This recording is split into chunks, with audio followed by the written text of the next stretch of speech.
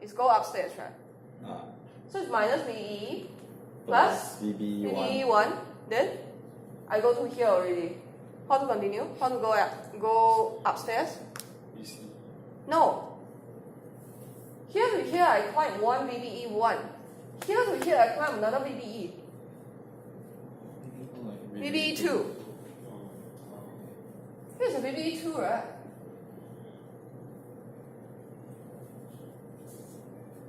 So here to here is one VBE, VBE1, VBE2. So I'm here. Now I'm here.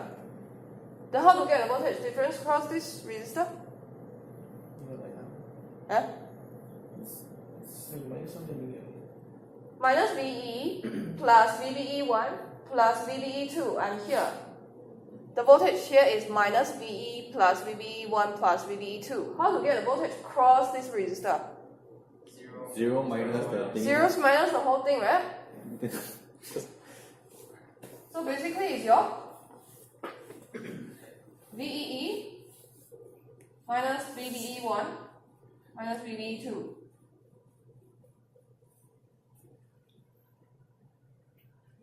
Correct? Hello. Then this one is the voltage across R1, right? Then I divide by R1. That's my IC1.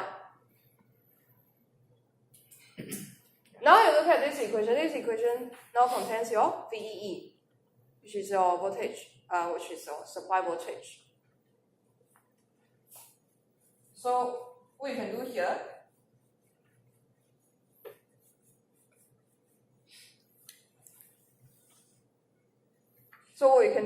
is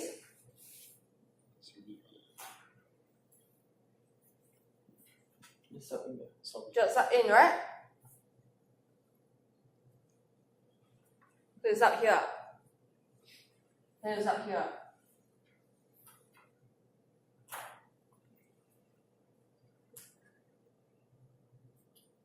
What's the result?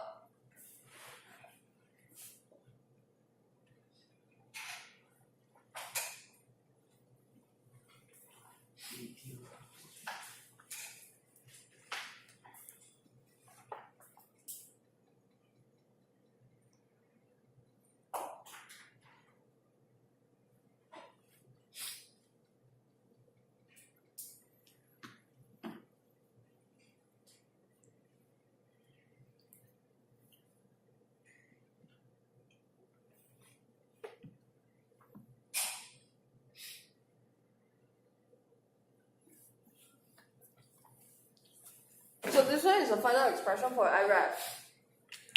How do I get this 1.4? VB, 2 VBE add up. How to get this 1.4? 2 VBE add up. 0.70. Okay, because we assume VBE 1 equals to VBE 2 is about 0.7 volt. Because we are just doing analysis, we want to find a relationship between your IREF and the VDD. We are not really it's like we are not really consider this VBE the detail of your VBE. We are just trying to find a relationship between IREF and the VDD. So we can assume VBE to be a fixed value, which is 0.7. These two add up, so you can get this. Then you just do your math. You can get this expression. So this expression is telling us what? What's the difference between this expression and the previous, those two expressions we discussed before, using your diode connected transistor and the resistor? What's the difference? If you still remember, for previous two cases, the IREF equals to VDD plus minus something, right? Then over a resistance. What's the difference? A lot. Yes, for previous cases, my IREF and VD are just proportional. They are just proportional to each other. But now, by using this structure, my IREF and VDD, I mean for this case it's VEE, this VE is inside long. This VE is inside long, right? So that means the effect of this VE will be smaller than the effect here. Here VE changed by 2 times. Your IREF, the change in your IREF will be smaller than the change in your IREF here. Because your VE is actually inside the long. So by using this kind of structure, we can reduce the IREF dependency on your supply voltage.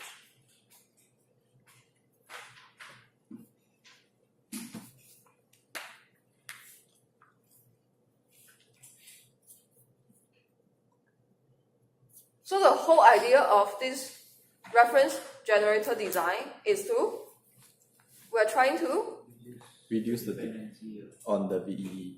Yes, we are trying to reduce the dependency on supply voltage, right? We're trying to make our output, we're trying to make this reference current as stable as possible.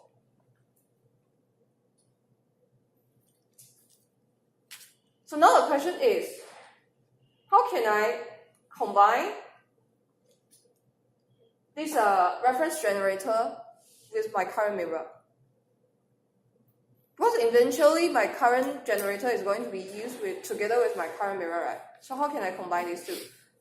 Of course, you can just use this structure and then plug into your current mirror. But that means you are just you are just combining 2 circuits slightly. What we are trying to do is to see whether we can reduce the number of transistors. What we are trying to do is to see whether there is some redundant transistor that we can eliminate. Okay, so by all the researches done previously, they found out actually we can combine our reference generator together with our current mirror, combine them to form another new circuit, which is called your what's the name?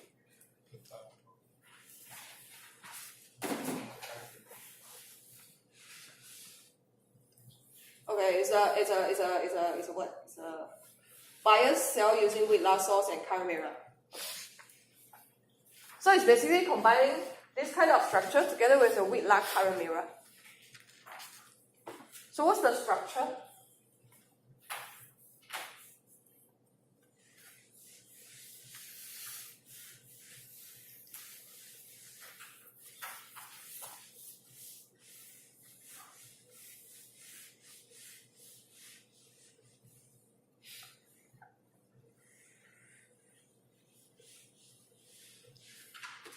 So what's the structure look like?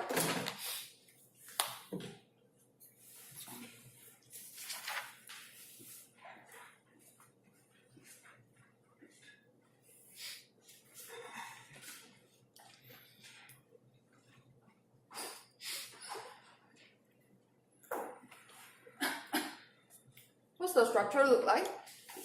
Like cascade and Wheeler combined together. Okay. Cascode? It's not a cascode. It's not a cascode. Cascode means 2 identical structure. They are not identical.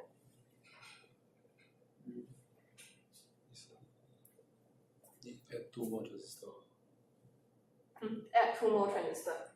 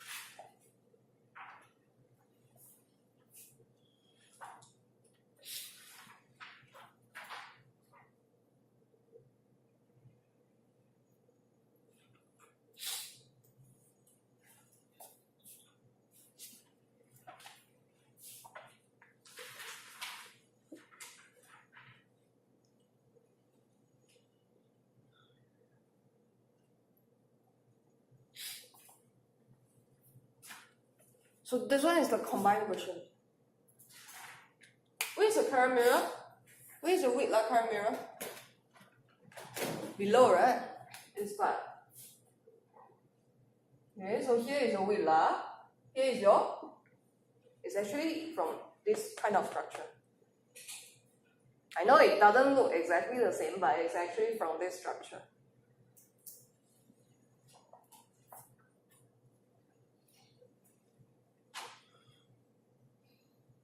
So what is so good about this structure? This villa combined with the bias cell.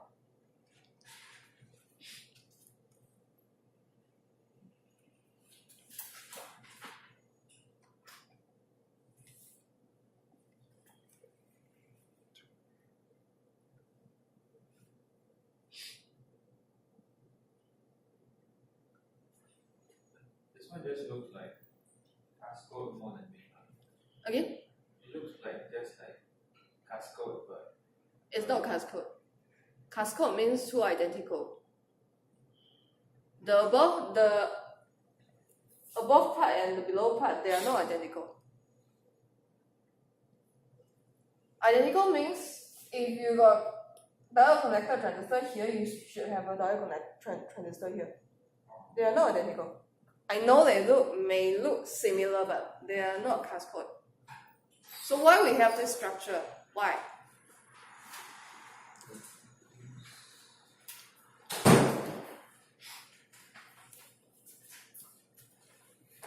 To be independent of the supply voltage. Is that true? not independent to reduce the dependency. To reduce the dependency. So how to prove that? How to prove that?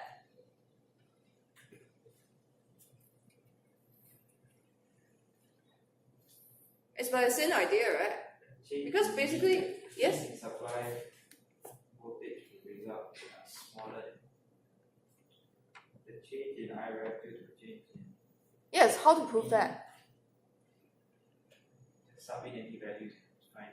It's how to sub in enter the loop. If you are going to prove something, you need to write equations, right? So how to prove?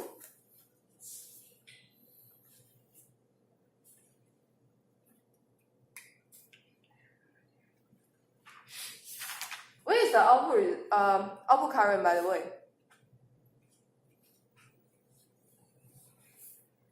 Here is the villa, right?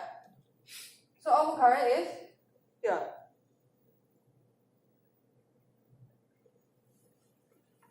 This one is a villa. Output is on the RS side. So here is your villa. Here is your output current. And here is your IC1.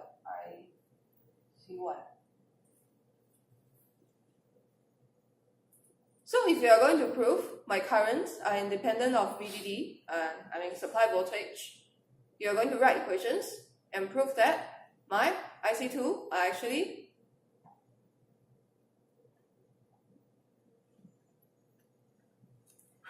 how to prove IC2 equals to something which contains VDD.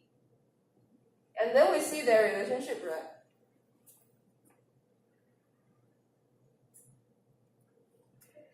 It's equal to IC2. Yes, IC2 equals to IC1. IC1.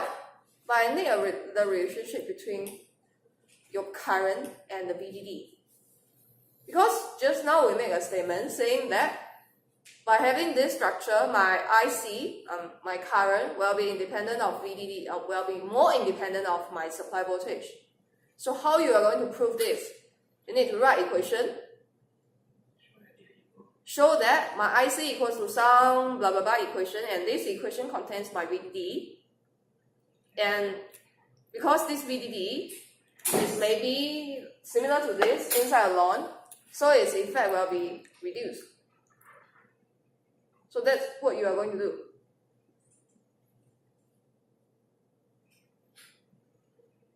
So now my question is, how are you going to write this equation? Using VBE1 minus VBE2 Yes. divided by resistor equal IC. Where's VBE1? Across Q1.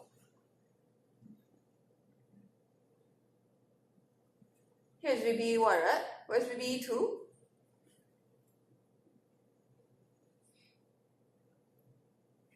What's the voltage across the resistor R?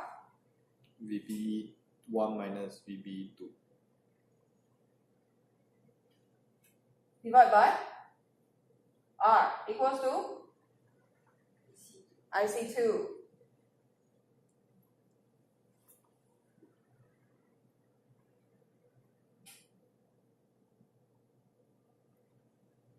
How do you get VBE1 minus VBE1 is here.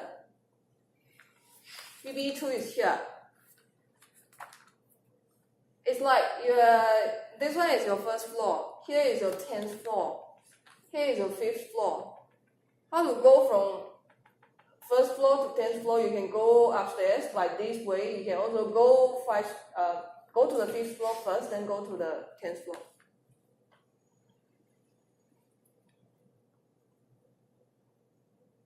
It's like you have two ways to go to your 10th floor. One is go from the ground to the 10th by this path. One is go from here to here, then here to here.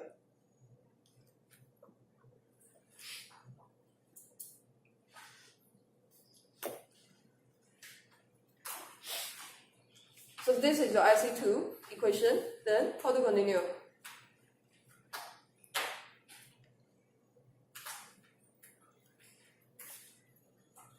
How to continue? VBE1.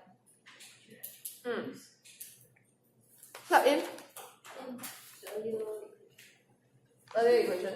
can use the earlier reasoning.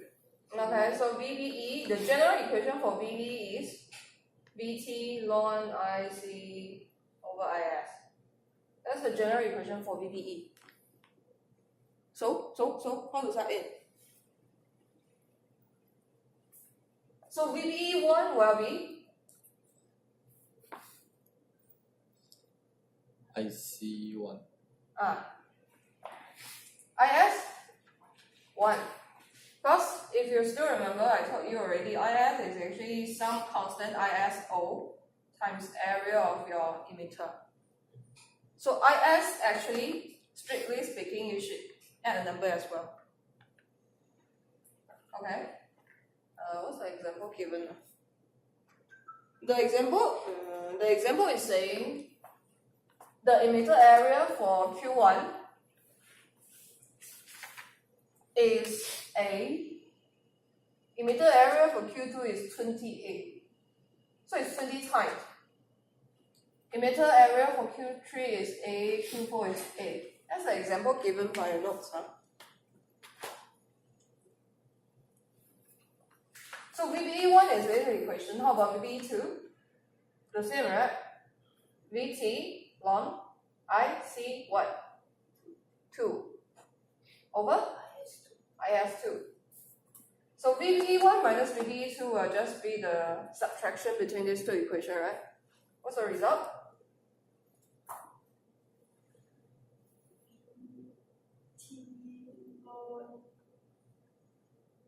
IC1 over IS1 times IS2 over IC2. Right. So if you simplify, you will have IC1 over IC2. IS2 over IS1 equals to? What's IS2 over IS1?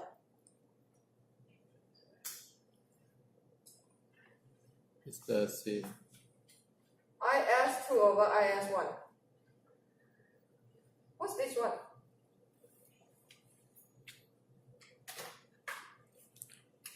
What's IS2 over IS1? 1. No. IS2 equals to some constant ISO times the area of this Q2 emitter area, right? What's Q2 emitter area? 28. 28. Oh, So okay, IS1 equals to ISO times the emitter area of your Oh, Q1. so that one is 20. So this one is 8. A. So what's the ratio? 20. It's 20, right? So this one is 20.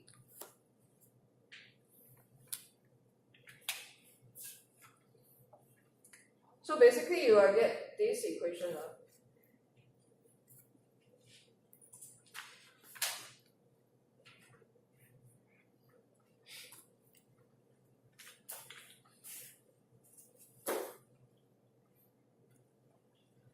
So how to further simplify this equation? IC2 equals to blah blah blah blah blah blah blah blah. What's this one? What's IC1 over IC2?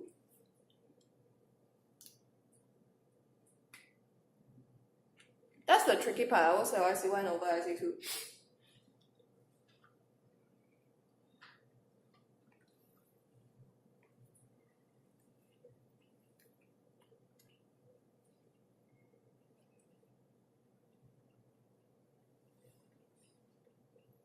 Hello, what's your IC1 over IC2?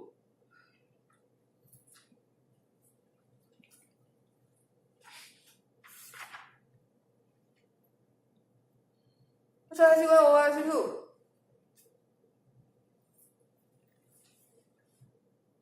One more. Why? Because you try to make the current the same. No, it's not because I'm trying to make current the same.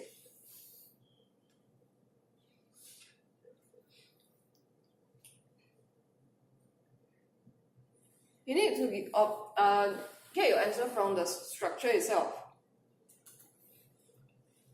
Because it's a current mirror. Where is your current mirror?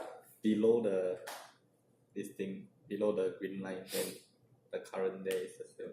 So it's a Whitlar current mirror. How about the above part, the upper part? Not the same. What's the upper part, by the way?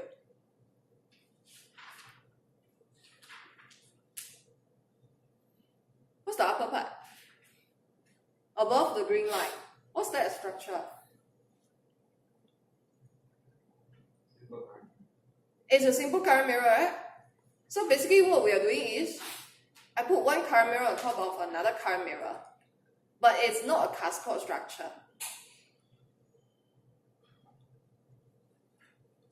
Because cascade is by connecting two current mirrors together, and these two current mirrors must be identical, meaning that all the transistors are the same. So cascade means if I'm going to use NMOS to build a simple current mirror pair, then in order to cascade it, I just need to copy this, then put on top of the original one. So both the current mirror will be built by the NMOS. But for this example, the upper part is a current mirror, the below part is also a current mirror, but the below part is your Whitlar current mirror, the upper part is a simple current mirror, and the upper part is built by PNP. The lower part is built by NPN. So they are not identical, although both of them are current mirror, but they are not identical structure-wise. So you cannot call it cascade. Okay? So the upper part is also a current mirror. The below part is also a current mirror. So these two current mirrors are actually forcing the two current to be the same. Okay? If this pair cannot force these two currents to be the same, I still got the upper part. No matter what, you have to be the same. Okay? So the ratio of your IC1 and IC2 are actually 1.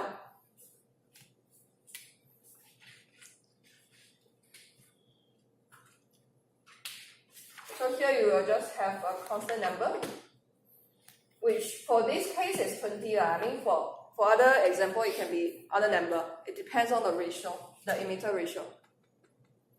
So if you look at this equation, IC2 equals to VT times ln 20. What does it tell you? What does it tell you? IC2 equals to VT times ln 20. What does it tell you? What's the difference between this and this? These two currents, what's the difference?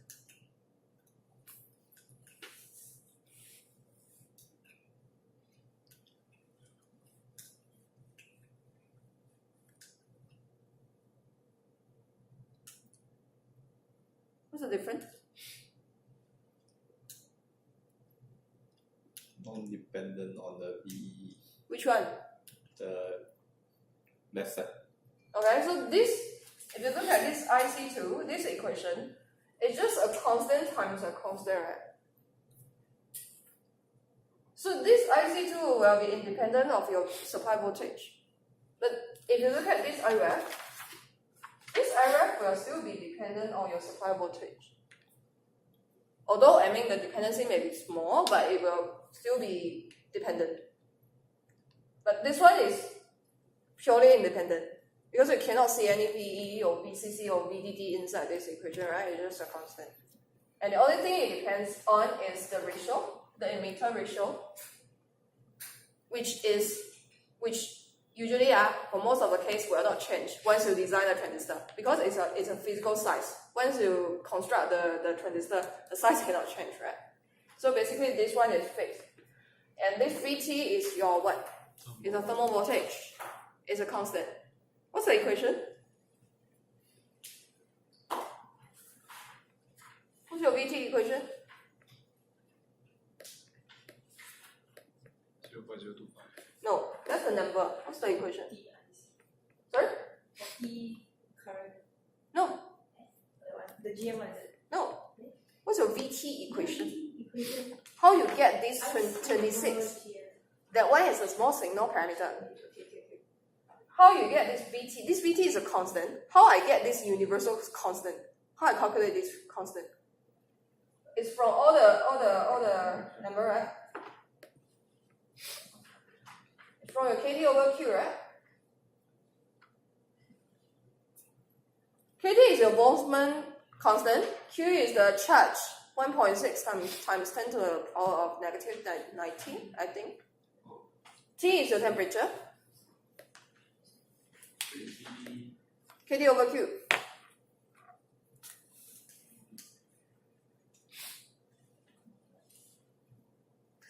Anyway, you can Google how to calculate thermal voltage. They will tell you this equation. And this equation is your examiner assume you know.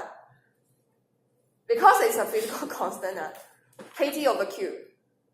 But can we just put 25? No. Cannot. What I want to tell you is, although this current, you can see is a constant times a constant, it's independent of your supply voltage, but you will be dependent on your temperature. Because this long 20 is a constant, it will not change, regardless of whether you are changing temperature or VDD. But this VT is a thermal voltage. This thermal voltage will change with your temperature. So your current will still change, but it is not changing with your VDD, it is changing with your temperature. Because usually when we design a circuit, we need to consider three things. What's the typical performance under the typical condition, under the room temperature, room pressure, and the typical VDD. Okay, another thing is, what if all these conditions change? That means if my VDD change, how my circuit will perform. If my temperature change, how my circuit will perform. If the pressure change, how the circuit will perform. So that's the three things you need to consider. So for this part is we are talking about VDD. What's the current dependency on VDD? But for this current, it will be independent of VDD. But it's not perfect because it will change with your temperature. Okay? So if you got a question asking after you derive this, what's the advantage and disadvantage of the structure, you should be able to write this kind of structure is able to produce a current which is independent of VDD, but the disadvantage is Dependent on temperature. it will be temperature dependent. This kind of things that you need to know. I mean, it's they assume you know.